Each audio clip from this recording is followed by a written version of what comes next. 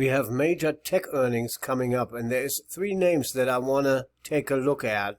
And this is here Facebook on Monday after the close, it is Alphabet on Tuesday after the close, and it is Amazon on Thursday after the close.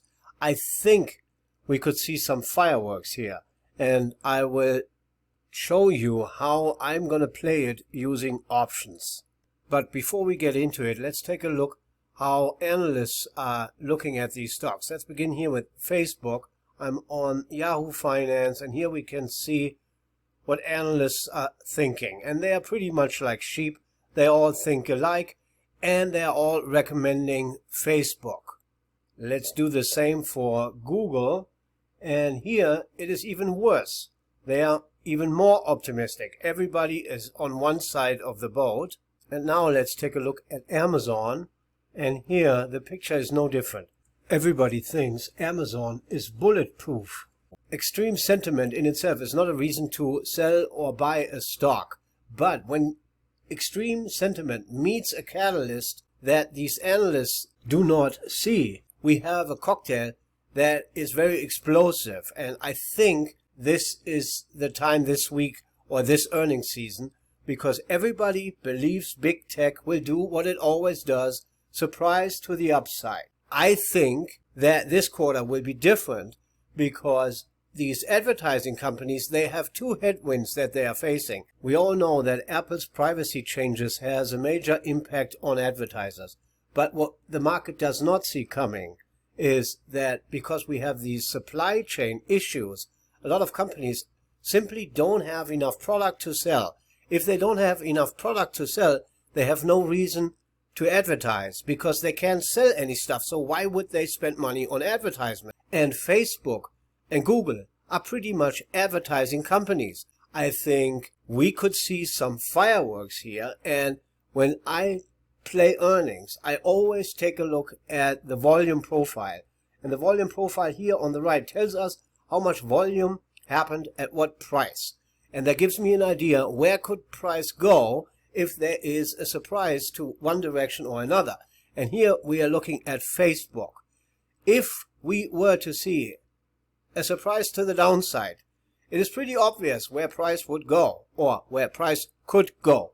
And I am eyeing this level here where we had plenty of volume, because here we pretty much have an air pocket. If they disappoint, the stock is likely going straight to 280. So we need to keep that number in mind, 280 for Facebook. Let's do the same exercise for Google. Google has pretty much room down to 1800. I know it's not going to happen, but there is not much support behind it, and Google is overloved. So I changed from the 4-hour chart to the 1-hour chart. If we were to lose that 2700 level here, the next level of kind of support-ish is 2450. So keep that number in mind. And then we have Amazon. And Amazon, I'm targeting Amazon not because of advertising issues. I simply believe that Corona has woken up Amazon's competition. So all retailers that are still, or pretty much any company that is still alive and that survived Corona, has changed its business model, went more digital, and sold stuff direct to consumer, which means that Amazon has now more competition. Amazon is still a great company. The problem is everybody owns Amazon. Nobody wants to bet against Amazon. And when you have that, and it's not just retail, it is not just how much stuff they are selling, it is also AWS. It's getting more and more competition, and Microsoft might kick Amazon's butt here, because Microsoft, not Satya Nadella dude, he is awesome. I mean, how he has transformed that business after the clown Obama finally got kicked out. I mean, it's just amazing.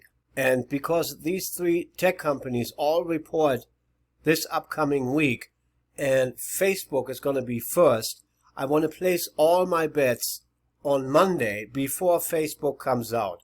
Because if that thesis here is correct, we will see downward pressure in all of those names, and it would just begin with Facebook, then go over to Google, and then Amazon on Thursday.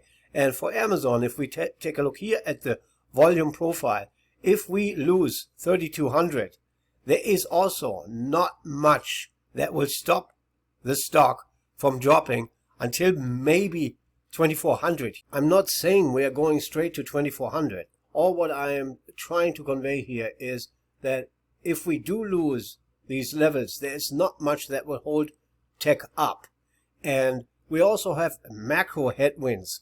The further, the higher oil goes, the more dangerous it becomes that inflation is not, and I don't want to use the word, it's not temporary. It will persist.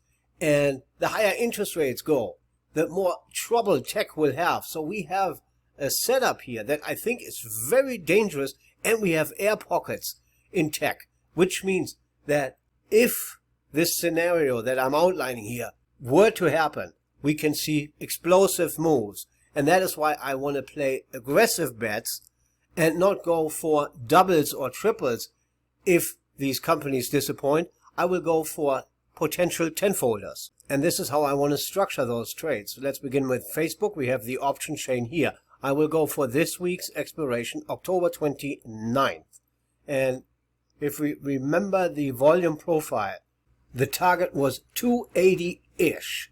So I want to buy a put spread that has max value. If by the end of the week on Friday, October 29th, the stock price is somewhere around the 280-ish level. I rarely like owning naked options into an earnings event, but in this case I can actually justify buying the 300 put for 225 or so.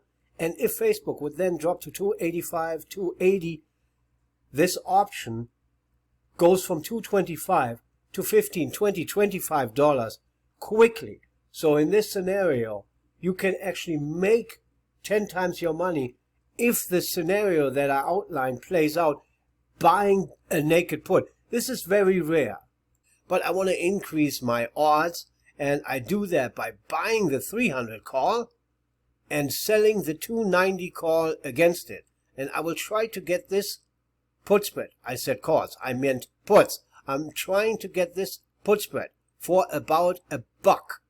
So if Facebook were to expire below 290 on Friday, October 29th, this put spread will be worth $10. So if I can get it for $1, I will make 10 times my money.